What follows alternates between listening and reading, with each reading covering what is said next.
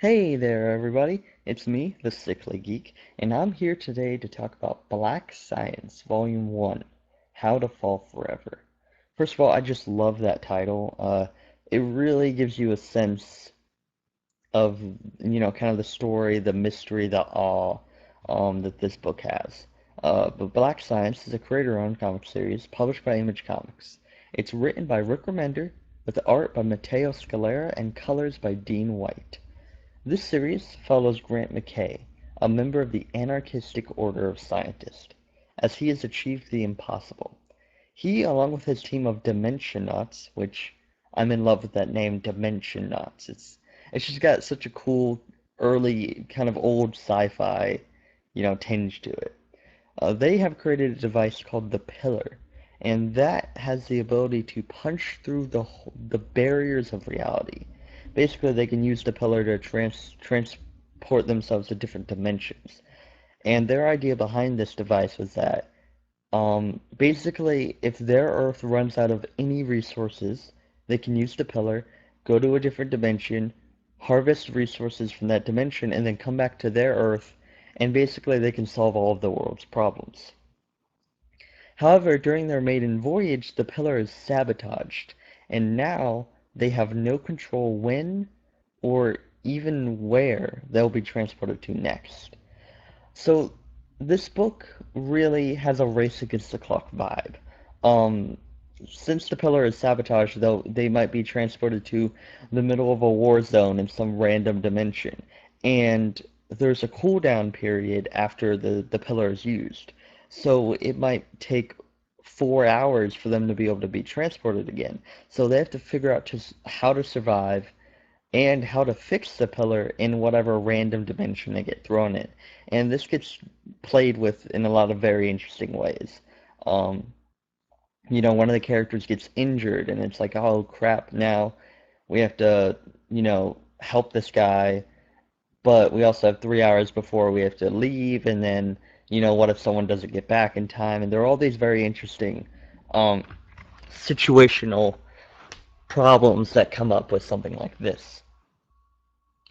I've been a fan of Rick Remender's work ever since he started working at Marvel when he was on the Venom book, with Flash Thompson as Agent Venom.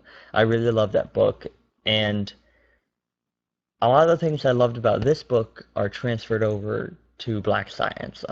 Rick Remender's great at creating these kind of incredibly flawed protagonists that you really connect to, though. And Grant McKay is no difference. He, is a cheating husband who kind of puts his work before everything else.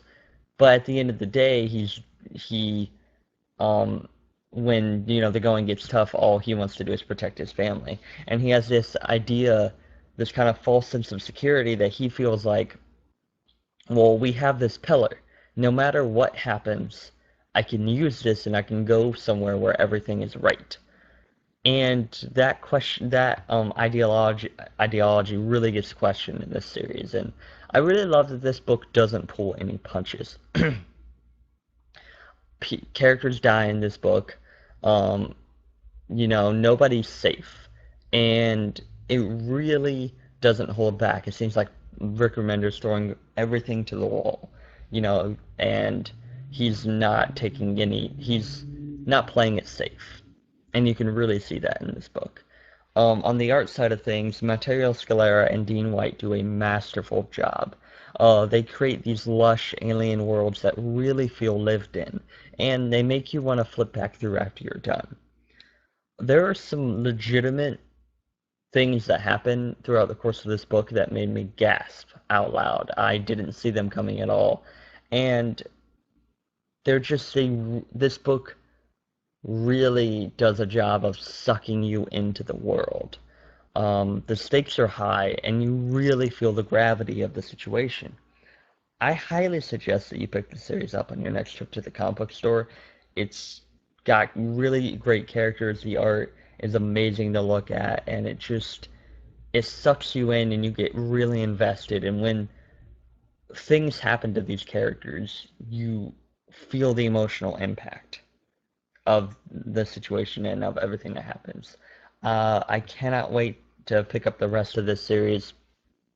I'm not sure if it's finished yet. I know there are two more volumes after this, and they're releasing a deluxe edition soon. So if you want to just wait for the deluxe edition, you can get all three volumes in that one.